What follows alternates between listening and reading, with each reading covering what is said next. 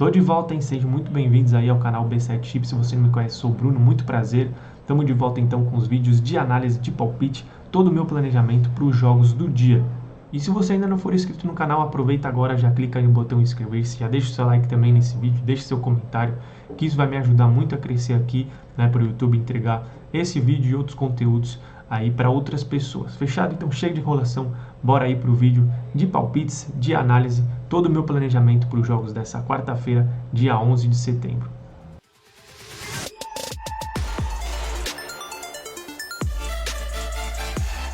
Separei aqui então 3 jogos para a gente trabalhar nessa quarta-feira, 2 jogos da Copa do Brasil, jogos de volta, e um jogo isolado aí do Brasileirão, jogo atrasado entre Internacional e Fortaleza, e é por ele que a gente vai começar a nossa análise. Trazendo aqui para vocês a tabela de classificação, Fortaleza é o segundo colocado, está a 2 pontos do Botafogo com um jogo a menos, então se o Fortaleza vence nessa quarta-feira, vira o líder do Brasileirão.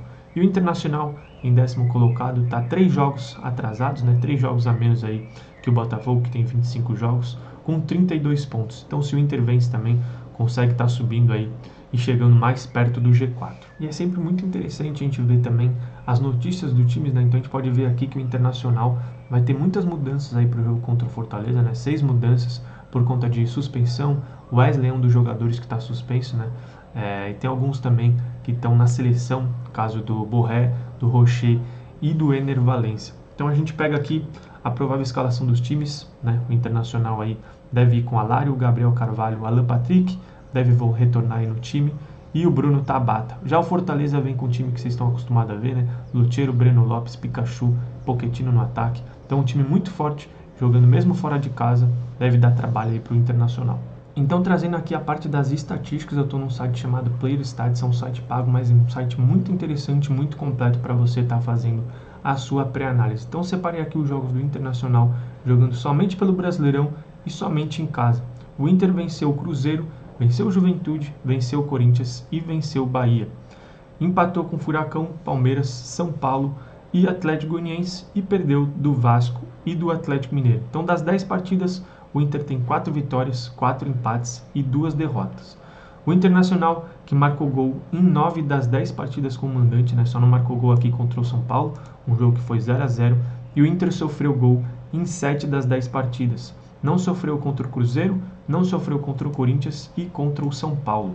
Agora, na linha total de gols na partida, a gente tem mais de 1.5 gols para sair pelo menos 2 gols na partida. Essa linha só não bateu contra o Cruzeiro, contra o Corinthians e contra o São Paulo. Então, dos 10 jogos do Inter como mandante, o mais de 1.5 gols bateu em 7 vezes. Já o menos de 3.5 gols, para não sair 4 gols na partida, bateu aí contra o Cruzeiro, contra o Juventude, contra o Palmeiras, contra o Vasco, contra o Galo, contra o Corinthians, contra o São Paulo também, contra o Atlético Goianiense e contra o Bahia. Então, só em um jogo que saiu 4 ou mais gols, foi nesse jogo aqui contra o Atlético Paranaense, que terminou 2-2. Já o Fortaleza como visitante, foram 11 partidas disputadas pelo Brasileirão. O Fortaleza venceu o Bragantino, o Cruzeiro, o Flamengo e o São Paulo.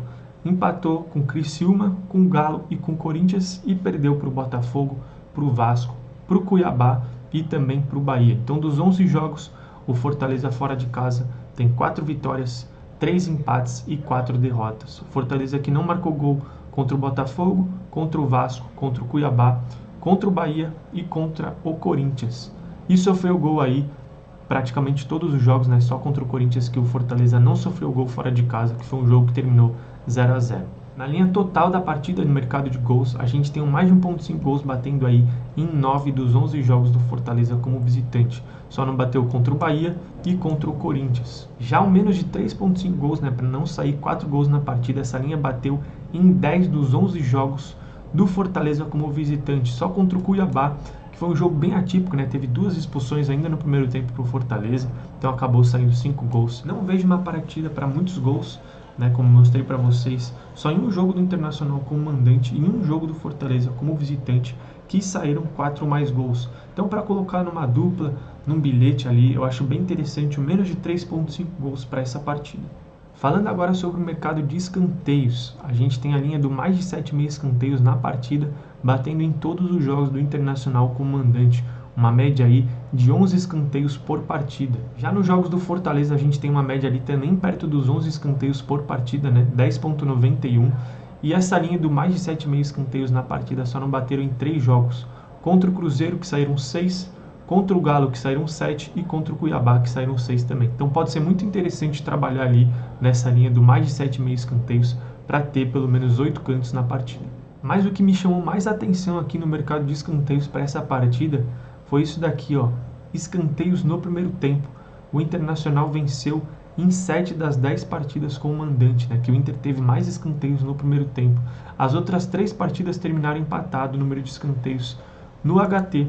Vou mostrar aqui para vocês, ó, escanteios no primeiro tempo. Contra o Vasco, 1-1, contra o Galo, 4-4 e contra o São Paulo, 1-1. Então, das 10 partidas, o Inter teve mais escanteios no primeiro tempo em 7 delas, e nas outras 3 terminou empatado. E aí, quando a gente vem aqui para as estatísticas do Fortaleza como visitante, vocês podem ver que nenhum jogo Fortaleza teve mais escanteios no primeiro tempo.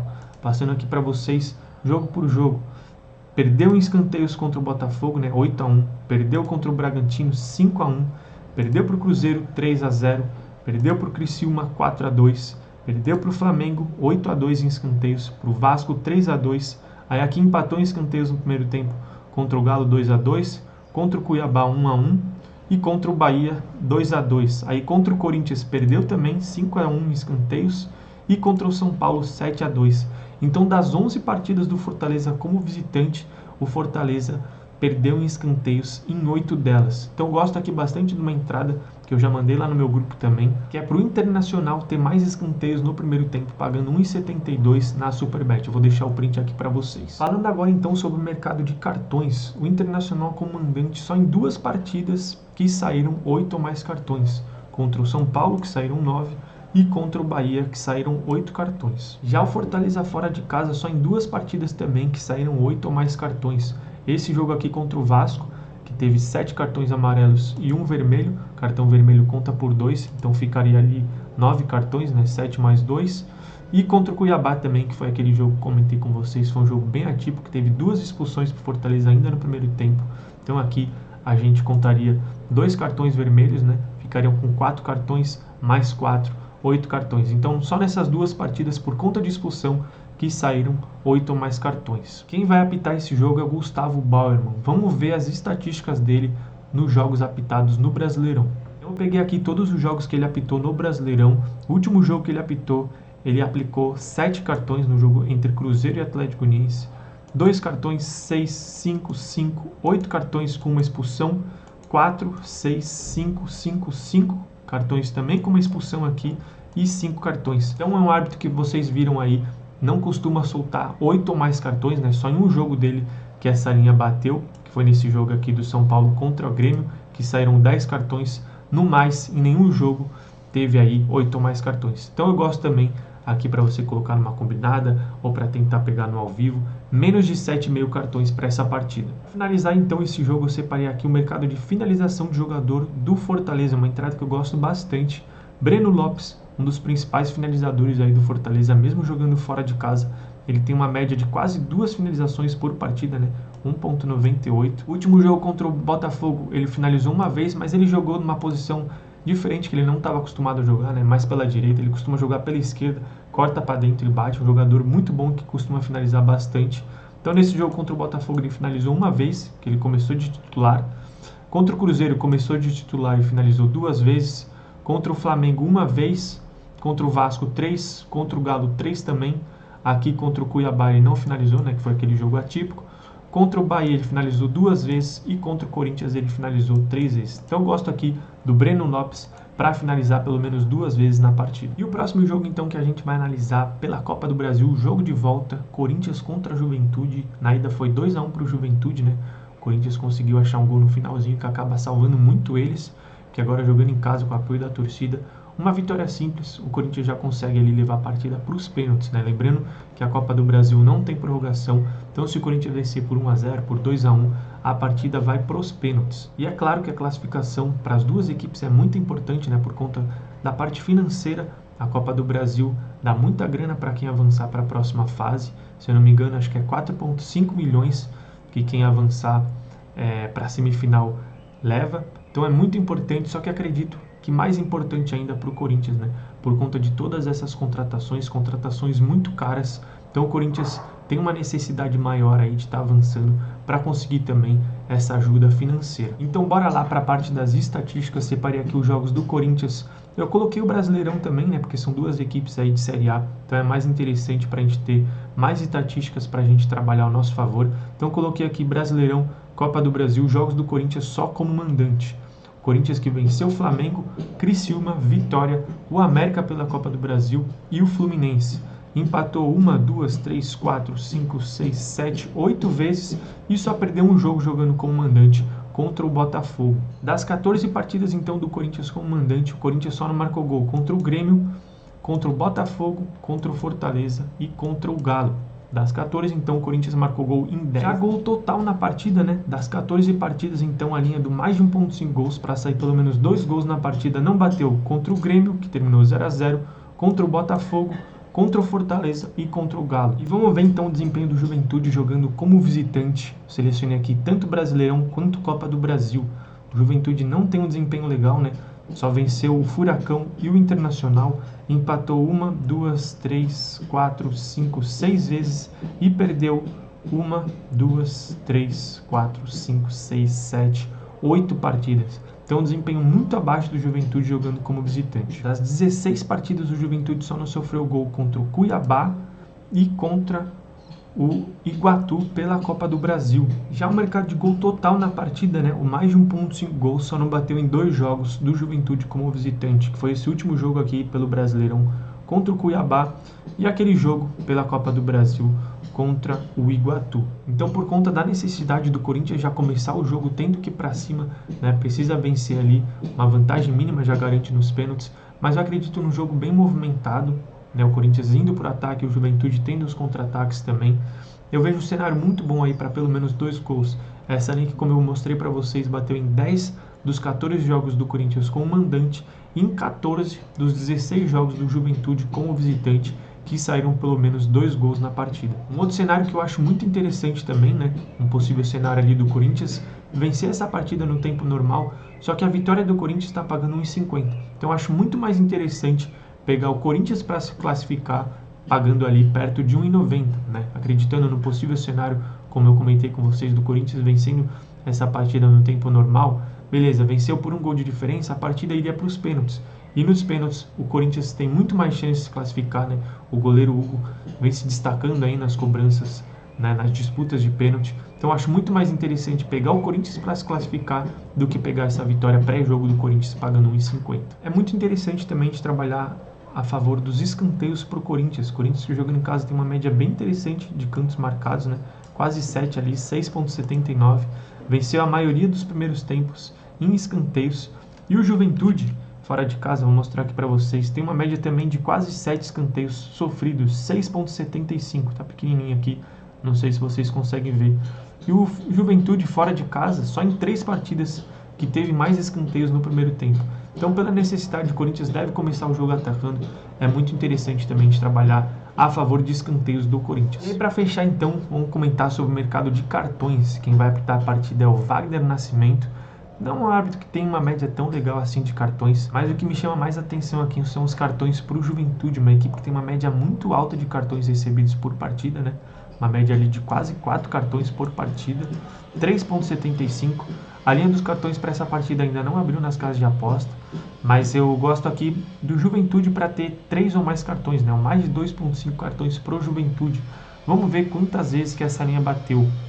Não bateu contra o Cuiabá, bateu contra o Atlético Goianiense, contra o Internacional, contra o Fluminense, contra o Corinthians, contra o Cruzeiro, contra o Inter, contra o Bahia, contra o Palmeiras, contra o Bragantino, contra o Fluminense, contra o Botafogo e contra o Criciúma. Então, se a gente pegar aqui das 16 partidas, só em 1, 2, 3, 4 partidas que o Juventude não recebeu 3 ou mais cartões. Então, acho muito interessante essa casa de aposta abrir essa linha aí de cartões para o Juventude. E para fechar então os jogos desta quarta-feira, a gente tem o segundo jogo da Copa do Brasil, Furacão, o Atlético Paranaense contra o Vasco. O jogo da ida foi 2-1 para o Vasco. E para essa partida, jogo de volta, eu vejo um cenário muito bom aí para a gente trabalhar o mercado de gols e o mercado de escanteios a favor do Furacão. Mercado de gols eu gosto aqui do mais de 1.5 gols. Vou mostrar para vocês todas as estatísticas. E o mercado de escanteios para o Furacão é uma equipe que produz muitos escanteios, está atrás do placar, precisa ir para cima e é uma equipe que deve produzir bastante escanteios contra o Vasco, que deve jogar de uma forma mais reativa, né? Jogando mais recuado e saindo para os contra-ataques. Bora agora então para as estatísticas aí desse jogo. Do Furacão, selecionei tanto o Brasileirão quanto a Copa do Brasil. Furacão que não vem tendo um desempenho tão legal, né? Jogando em casa, não vence aí há 3 partidas, mas venceu o Bragantino, venceu o Ipiranga, venceu o Criciúma, o próprio Vasco, o Internacional e o Cuiabá. Empatou 2 partidas contra o Corinthians e contra o Flamengo e perdeu aí os últimos 3 jogos contra o Palmeiras, Juventude e Grêmio. Perdeu também para o Bahia e para o São Paulo. E o mais de 1.5 gols, né, para sair pelo menos 2 gols na partida, só não bateu em 2 jogos do Atlético Paranaense como mandante contra o Vasco e contra o Internacional. Em todas as outras partidas saíram aí pelo menos 2 gols. E o Vasco jogando fora de casa, selecionei aqui também Brasileirão e Copa do Brasil. Vamos lá para as estatísticas do Vasco. O Vasco que venceu a última partida contra o Vitória, venceu o Atlético Goianiense, venceu o Internacional e venceu aqui o Marcílio Dias também. Foram as únicas vitórias aí do Vasco como visitante. Empatou com o Criciúma, com o Atlético Goianiense e com Fortaleza e perdeu do Grêmio, do Galo, do Bahia, do Juventude, do Palmeiras, do Furacão, do Fluminense e do Bragantino. E das 15 partidas que o Vasco fez aí como visitante, né, pelo Brasileirão e pela Copa do Brasil, só em 5 que não saíram pelo menos 2 gols. Contra o Vitória, contra o Grêmio, contra o Atlético Goianiense, contra o próprio Furacão e contra o Fortaleza, que foi um jogo que terminou 0-0. Então eu acho muito interessante a gente trabalhar a favor aí desse mais de 1.5 gols. Já no mercado de escanteios do Furacão aí, comandante, a gente tem uma média de quase 7 escanteios por partida, né? 6.62. É uma equipe que costuma produzir bastante cantos jogando em casa, ainda mais, né, contra o Vasco, que já está atrás do placar. Então eu acho bem interessante. Mercado de escanteios no primeiro tempo. Furacão que não venceu aí em 1, 2, 3, 4 partidas em escanteios no primeiro tempo. Então vale ficar ligado aí nos escanteios do Furacão. E no mercado de cartões, quem vai apitar essa partida é o Wilton Pereira Sampaio. Os últimos jogos entre o Furacão e o Vasco vêm sendo jogos bem quentes, né? Então, por ser jogo de volta, um árbitro que é um árbitro bom até para o mercado de cartões, pode ser bem interessante a gente trabalhar então o mercado de cartões. Vou mostrar aqui para vocês os dados do árbitro, né? Tanto do Brasileirão quanto pela Copa do Brasil. 2 cartões, São Paulo contra Vitória, 4 cartões e uma expulsão, 6, 5, 6... 7, 10, 7, 9. Então um árbitro que tem uma média legal e costuma soltar os cartões aí. Vamos ver agora pela Copa do Brasil. Cadê aqui? Copa do Brasil. Ele apitou Bragantino e Atlético Paranaense e aplicou 7 cartões. Vasco contra Fortaleza, 3 cartões. Então eu acho bem interessante a gente ficar ligado no mercado de cartões. Gosto daquela aposta, ambas recebem 2 ou mais cartões. Vamos ver a hora que abrir nos sites. Pode ser bem interessante. E agora então com vocês aí a dica do dia, a dupla, o bilhete pronto que eu fiz na Superbet numa odd de 1,70 para o Atlético Paranaense contra o Vasco, para o Furacão ter mais escanteios no primeiro tempo e no jogo do Brasileirão Internacional contra a Fortaleza, menos de 3,5 gols, né? Não pode ter 4 mais gols e mais de 5,5 escanteios, para ter pelo menos 6 escanteios. Então vou deixar aí para vocês o print. Tamo junto, até o próximo vídeo, fui!